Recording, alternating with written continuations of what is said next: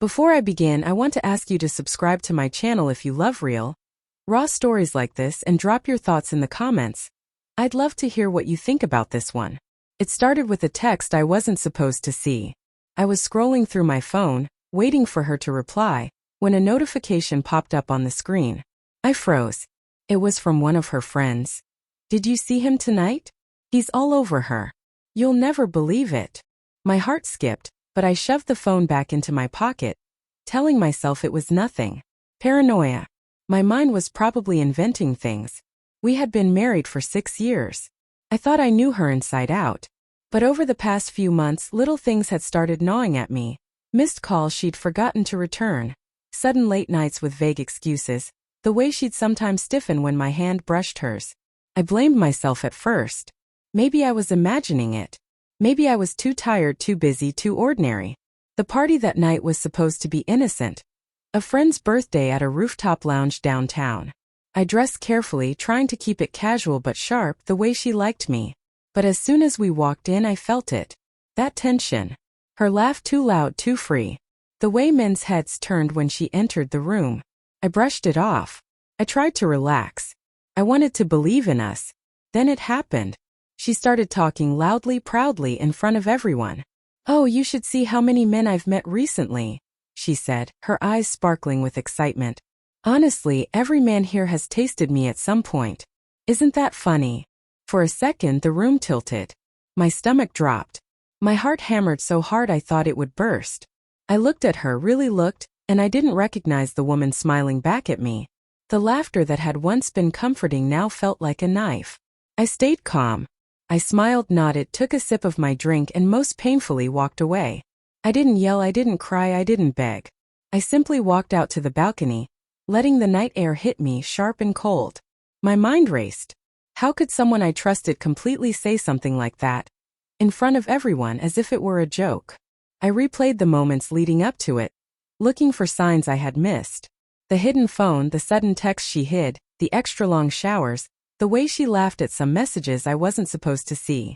Every memory now felt tainted, like I had been living in a dream that wasn't real.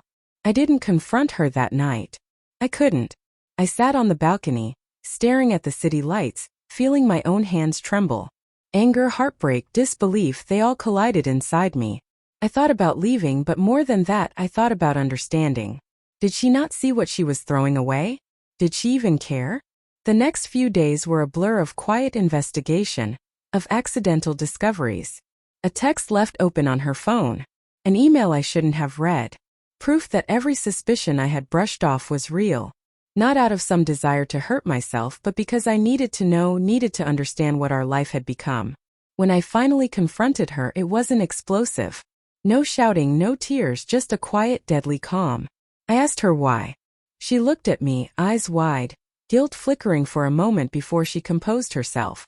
"I didn't mean for it to go this far," she said. "I just needed attention. I felt invisible. You were always working, always distracted." And I realized something horrifying. Even if she regretted it, even if she tried to explain, the damage had been done. Our marriage, the trust, the quiet understanding, the small everyday intimacy was gone.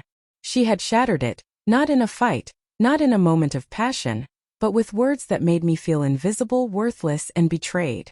I left her apartment that night, not with anger but with clarity. Walking away wasn't surrender.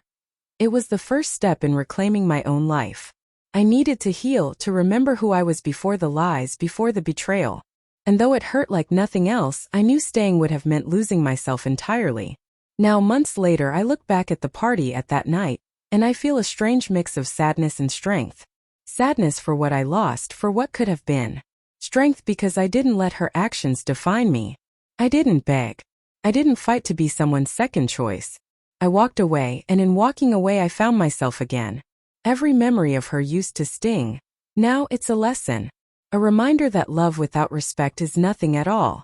And though the pain lingers, I've learned that betrayal doesn't have to break you. Sometimes it's what forces you to rise. So if you've been through something similar, know this: walking away isn't weakness, it's courage. And sometimes that's the only way to truly find peace. If this story hit home, please subscribe to my channel for more real stories, and share your thoughts in the comments. I want to hear your experiences, your reflections, and how you found strength after heartbreak.